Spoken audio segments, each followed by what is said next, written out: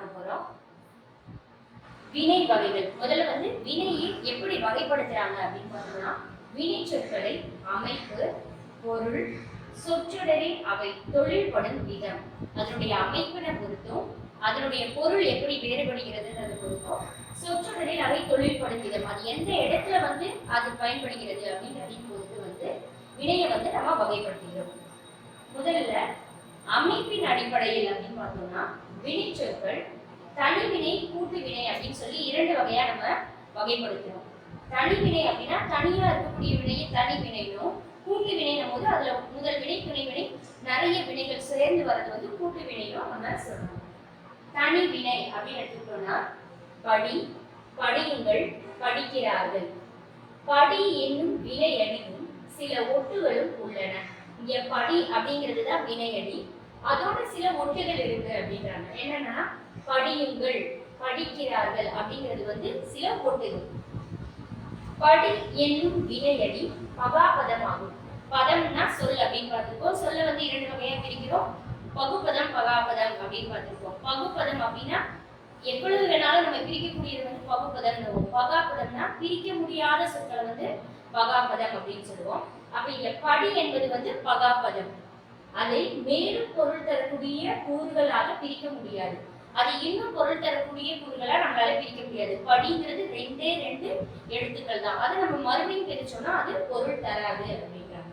இவ்வாறு தனி வினையடிகளை அல்லது தனி வினையடிகளை கொண்ட வினை சொற்களை தனி வினை அப்படின்னு. தனி வினையடிகளையோ இல்லைன்னா தனி வினையடிகளை கொண்ட சொற்களையோ தான் என்னன்னு சொல்றோம்னா தனி வினை அப்படின்னு சொல்றோம். அடுத்து கூட்டு வினை. கூட்டு வினையடிகளை கொண்ட வினை சொற்களை கூட்டு வினை என்பர். கூட்டு வினைன்னு நிறைய வினைகளை கொண்டதா இருந்துச்சுன்னா அது கூட்டு வினை அப்படின்னு சொல்றோம். எடுத்துக்காட்டு, ஆசைப்பட்டேன். ஆசைப்பட்டேன், ஆசைங்கிறது ஒண்ணு, பட்டுங்கிறது ஒண்ணு இல்லையா? அப்ப ஆசைப்பட்டேன். கண்டுபிடித்தார்கள். தந்தி அடித்தேன். முன்னேறினோம், முன்னாடி ஏறினோம், ரெண்டு வார்த்தையா பிடிக்கிறோம். தந்தி அடித்தேன், தந்தி அடித்தேன். கண்டு பிடித்தார், இது எல்லாமே நிறைய வினைகள் வர்றதுனால இதை நம்ம கூட்டு வினைகள் அப்படின்னு சொல்றோம். அந்த கண்டுபிடித்தல் அப்படின்றது என்ன, எங்க இருக்கு அப்படின்றத கண்டு பிடித்தார்கள், தந்தி அடித்தார்கள், முன் ஏறினோம், இது எல்லாமே கூட்டு வினைகள். கூட்டு வினைகளின் வகைகள். கூட்டு வினைகளை எப்படி வகைப்படுத்துறாங்க அப்படின்னா மூன்று வகையா வகைப்படுத்துறாங்க. பெயர் வினை, வினை வினை, இடைவினை. பெயர் வினை அப்படின்னா பெயர், அதனுடைய பெயரை கொண்டு வர்றது தந்திங்கிறது ஒரு பெயர், ஆணைங்கிறது ஒரு பெயர், கேள்விங்கிறது ஒரு பெயர். அப்ப தந்தி அடி, அதோட ஒரு வினை வருது, அடிங்கிறது ஒரு வினை. தந்தி அடி, தந்தி அடி. ஆணை கூட்டல் இடு, ஆணை இடு, இதுல இடுங்கிறது வினை. அப்ப பெயரும் வினையும் சேர்ந்து பெயர் வினையா மாறுது. கேள்வி கூட்டல் படு, கேள்விங்கிறது பெயர், படுங்கிறது வினை, ரெண்டும் சேர்ந்து கேள்வி படு அப்படிங்கிற ஒரு பெயர் வினையா மாறுது. அடுத்து வினை வினை. வினைனா ஒரு செயல், செயலோட இன்னொரு செயலை வர்றது வினை வினை அப்படின்னு சொல்றோம். கண்டு கூட்டல் பிடி, கண்டுபிடி, கண்டுங்கிறது ஒரு வினை, பிடிங்கிறது ஒரு வினை. அப்ப ரெண்டு வினைக்கு வர்றத வினை வினை அப்படிங்கிறோம். சுட்டி கூட்டல் காட்டு, சுட்டிங்கிறது ஒரு வினை, காட்டுங்கிறது இன்னொரு வினை. சொல்லி கூட்டல் கொடு, சொல்லி கொடு, சொல்லிங்கிறது ஒரு வினை, கொடுங்கிறது ஒரு வினை. அப்ப இதை எல்லாத்தையுமே வினை வினை என்று சொல்றோம். அடுத்து இடைவினை. இடைவினை அப்படின்னா இடைப்பட்ட சொற்களை கொண்டு வினை வருது இடைவினை அப்படின்னு சொல்றோம். முன், பின், மேல், கீழ், இது எல்லாமே இடைச்சொற்கள் அப்படின்னு சொல்றோம். இந்த இடைச்சொற்களோட வினைகள் வர்றது இடைவினை அப்படின்னு சொல்றோம். முன் கூட்டல் ஏறு, முன் ஏறு. பின் கூட்டல் பற்று, பின் பற்று. கீழ் கூட்டல் இறங்கு, கீழ் இறங்கு. இந்த இடைச்சொற்களோட ஏறுங்கிறது ஒரு வினை, பற்றுங்கிறது ஒரு வினை, இறங்குங்கிறது ஒரு வினை. இந்த வினைகள்லாம் சேர்ந்ததுனால இதை இடை வினை அப்படின்னு சொல்றோம். அடுத்து முதல் வினையும் துணை வினையும். முதல் வினைனா என்ன, துணை வினைனா என்னன்னு பார்க்கலாம். நான் படம் பார்த்தேன், கண்ணன் போவதை பார்த்தேன். இந்த சொற்றொடரில் பார் என்னும் வினை கண்களால் பார்த்தல் என்னும் பொருளை தருகிறது. பார் அப்படின்னாலே பார்க்கிறது அப்படிங்கிற கண்களால பார்க்கக்கூடிய ஒரு பொருளை தருகிறது. இது பார் என்னும் வினையின் அடிப்படை பொருள் அல்லது சொற்பொருள் எனலாம். இதை வந்து என்னன்னு சொல்றோம்னா பார் என்னும் வினையினுடைய அடிப்படை பொருள் இல்லைன்னா சொற்பொருள் என்று அதை சொல்லலாம். இது வந்து லெக்சிக்கல் மீனிங் அப்படின்னு சொல்றாங்க. ஓட பார்த்தேன், எழுதி பார்த்தால். இந்த சொற்றொடர்களில் ஓடப்பார், எழுதிப்பார் என்பன கூட்டு வினைகள். ஓடங்கிறது ஒரு வினை இல்லையா, அதோட பார் அப்படின்றது வர்றதுனால இது வந்து என்ன சொல்றோம்னா கூட்டு வினைகள். நிறைய வினை வர்றதுனால கூட்டு வினை அப்படின்னு சொல்றோம். இவற்றில் 2 உறுப்புகள் உள்ளன. ஓட, எழுதி என்பன முதல் உறுப்பு. ஓடங்கிறது ஓட பார்த்தேன்றதுல ஓட என்பதும், எழுதி பார்த்தால் என்பது எழுதி, இது ரெண்டுமே வந்து என்னன்னா முதல் உறுப்புகள் அப்படின்றோம். அந்த பார்த்தேன் பார்த்தால்ன்றது வந்து 2வது வினை. சரியா? எழுதி என்பன முதல் உறுப்புகள். இவை அந்தந்த வினைகளின் அடிப்படை பொருளை தருகின்றன. இது வந்து அந்தந்த வினையினுடைய அடிப்படை பொருளை தருகிறது. பார் என்பது 2வது உறுப்பு. இங்க பார்த்தேன் பார்த்தால் என்பது வந்து 2வது உறுப்பு. இது இவ்வினையின் அடிப்படை பொருளான பார்த்தல் என்னும் பொருளை தருகிறது. இது என்ன பண்ணுறா, அதனுடைய அடிப்படை பொருள் என்னவோ அதனுடைய பொருளை தருகிறது. பார்த்தல் என்னும் பொருளை தராமல் தனது முதல் உறுப்போடு சேர்ந்து வேறு பொருள் தருகிறது. அதனுடைய முதல் உறுப்பு என்னவோ அதனுடைய பொருளை தருது. இப்போ ஓட பார்த்தேன் அப்படின்னா ஓடங்கிறதுடைய பொருளை கொடுக்குது. ஓட பார்த்தேன், ஓடுறதுக்கு பார்த்தேன் அப்படின்றது. எழுதி பார்த்தால், அவை எழுதி பார்த்தால் அப்படிங்கிற முதல் உறுப்புக்கு தொடர்பான பொருளை தருகிறது. ஓட பார்த்தேன், இது பார் என்பது முயன்றேன் என்னும் முயற்சி பொருளை தருகிறது.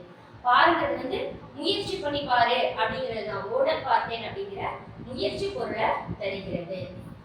இந்த இடத்துல பார்த்தோம்னா எழுதி பார்த்தால், இது பார் என்பது சோதித்து அறிதல். அதாவது அவ படிச்சதை எழுதி பார்த்தால் அப்படிங்கும்போது படிச்சதை எப்படி படிச்சிருக்கோன்றதை அதை சோதித்து பார்க்கிறான்.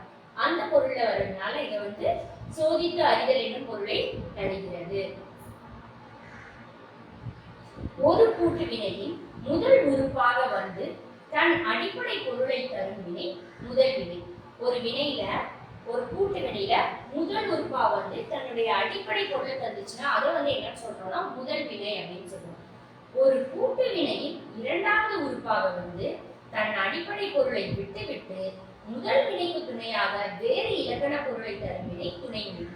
ஒரு கூட்டு வினையில முதல் உறுப்பா வரும், வந்துட்டு அதுக்கு துணையா இருக்கக்கூடிய இலக்கண பொருளை தரக்கூடிய வினை வந்து என்னன்னு சொல்றோம் அப்படின்னா துணை வினைகள் அப்படின்னு சொல்றோம். கூட்டு வினையின் முதல் வினை செய்ய அல்லது செய்தி என்னும் வினையற்ற வடிவில் இருக்கும். கூட்டு வினையில வந்து முதல் வினை எப்பவுமே எப்படி இருக்கும் அப்படின்னா செய்ய அல்லது செய்து அப்படிங்கிற வினையற்ற வடிவத்துலதான் இருக்கும். துணை வினை வினையடி வடிவில் இருக்கும். துணை வினை எப்படி இருக்குன்னா வினையடி வடிவுல இருக்கும். துணை வினையே திணை, பால், இடம், காலம் காட்டும் விகுதிகளை பெறும். இந்த துணை வினையில என்ன பண்ணணும்னா திணை, பால், இடம், காலம் காட்டும் விகுதிகள் அப்படின்னு சொல்றோம். திணைனா என்ன சொல்றோம், உயர்திணை அச்சிணை சொல்றோம் இல்லையா. பால் சொல்வது ஆண் பால், பெண் பால், பலர்பால், ஒன்றின் பால், பலவின் பால், இந்த பால் வகைகளையும். இடம் சொல்லும்போது தன்மை, முன்னிலை, படர்க்கை அப்படிங்கிற மூவிடங்களையும். இறந்த காலம், நிகழ்காலம், எதிர்காலம் அப்படிங்கிற முக்காலங்களையும் காட்டும் விகுதிகளை பெற்று வர்றதுதான் வந்து துணை வினைகள் அப்படின்னு சொல்றோம். தமிழ்ல மட்டும் ஏறத்தாழ 40 துணை வினைகள் உள்ளன. அவற்றுள் பெரும்பாலானவை முதல் வினையாகவும் செயல்படுகிறது. இதுல மட்டும் தமிழ் மொழியில மட்டும் வந்து 40 துணை வினைகள் இருக்கு. ஆனா இந்த 40 துணை வினைகளுமே வந்து முதல் வினையாகவும் செயல்படுகிறது. பார், இரு, வை, கொல், போ, வா, முடி, விடு, தள்ளு, போடு, கொடு, காட்டு முதலானவை இரு வகை வினைகளாகவும் செயல்படுகிறது. இது வந்து முதல் வினைகளாகவும் செயல்படுகிறது, துணை வினைகளாகவும் செயல்படுகிறது. அடுத்து துணை வினைகளின் பண்புகள். அந்த துணை வினையினுடைய பண்புகள் எப்படி இருக்கும் அப்படின்னு பார்த்தோம்னா துணை வினைகள் பேசுவோரின் மனநிலை, செயலின் தன்மை போன்றவற்றை புலப்படுத்துகிறது. முதல் வினை எப்பவுமே எப்படி இருக்கும், துணை வினைகள் எப்படி இருக்கும் அப்படின்னா பேசுவோருடைய மனநிலை, அவங்க எந்த மனநிலையில பேசுறாங்க, அந்த செயலினுடைய தன்மை என்ன அப்படிங்கறத வெளிப்படுத்தக்கூடிய வகையில வர்றதுதான் வந்து துணை வினைகள் அப்படின்னு சொல்றோம். இவை முதல் வினையை சார்ந்து அதன் வினை பொருண்மைக்கு மெருகூட்டுகிறது. இது என்ன பண்ணுனா முதல் வினையை சார்ந்து வரும், அதனுடைய பொருண்மைக்கு மெருகூட்டக்கூடிய வகையில இது அமைகிறது. பேச்சு மொழியிலேயே துணை வினைகளின் ஆதிக்கம் அதிகமாக இருக்கும். மொழின்னு சொல்லும் போது மொழியை வந்து எழுத்து மொழி பேச்சு மொழி அப்படின்னு 2 வகையா படுத்துவோம்னு சொல்லி நம்ம ஏற்கனவே படிச்சிருக்கோம் இல்லையா. அதுல அந்த பேச்சு மொழியில மட்டும்தான் இந்த துணைவினைகளினுடைய ஆதிக்கம் அதிகமாக இருக்கும்.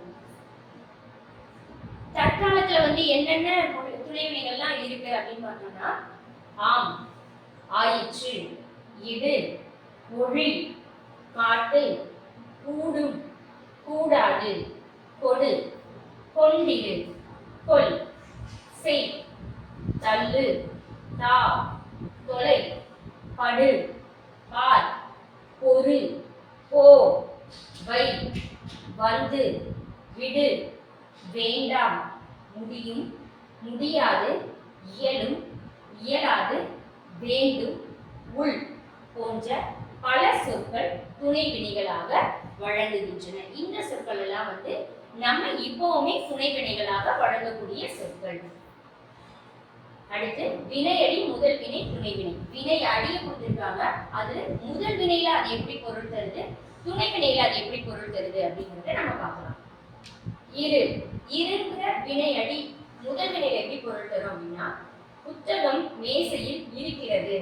அந்த புத்தகத்தினுடைய பொருளுக்கு தரதுனால இது வந்து முதல் வினை அப்படின்னு சொல்றோம். துணை வினைனா அதனுடைய துணையா இருக்கிறத நம்ம சொல்லுவோம். புத்தகம் மேசையில் இருக்கிறது, என்னிடம் பணம் இருக்கிறது. இது வந்து முதல் வினை. துணை வினையில பார்த்தோம்னா நான் மதுரைக்கு போயிருக்கிறேன், அப்பா வந்திருக்கிறார். வந்துங்கிறதோட சேர்ந்து இருக்கு, அவங்க போயின்றதோட சேர்ந்து இருக்கு. இது வந்து துணை வினைகள்.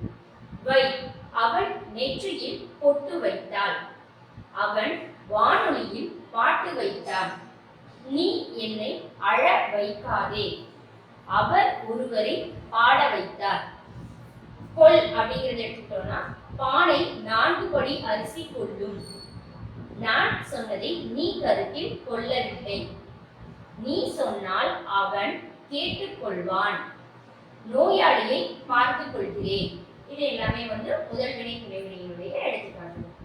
போ அப்படிங்கிறதோட பார்த்தோம்னா அவன் எங்கே போகிறான், நான் கடைக்கு போனேன். துணை வினையில போகும்போது மழை பெய்ய போகிறது, நான் பயந்து போனேன். வா, நீ நாளைக்கு வீட்டுக்கு வா, எனக்கு இப்போதுதான் புத்தி வந்தது. அந்நியர் நம்மை ஆண்டு வந்தனர், வானம் இருந்து வருகிறது.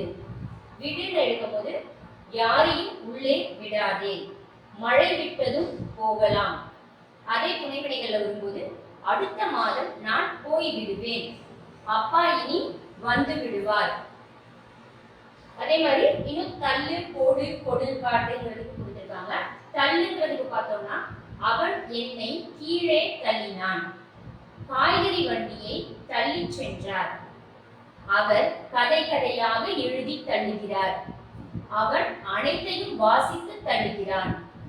போடு, புத்தகத்தை கீழே போடாதே, தலையில் தொப்பியை போடு, மலிவான விலையில் வாங்கி போட்டேன், விழித்தவுடன் பாயை சுருட்டி போட வேண்டும்.